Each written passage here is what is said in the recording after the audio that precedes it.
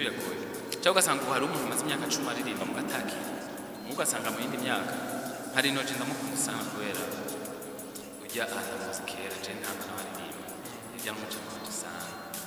ndamaze no kumurihira indirimbo studio rinoje inoje yarafise ana hajya rya regent akoze yari baye umuziki wa 30 urumva yarafise confidence urakora nuko bimeze je nanje yeciwe carageze kiragera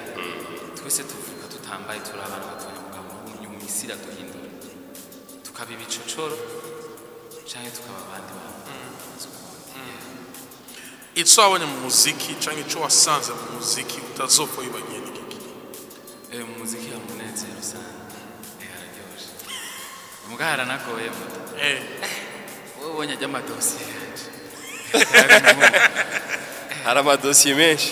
biragoye sana mugabo ndawukunze ndawukunda kandi nzo kubaza je narize kubaha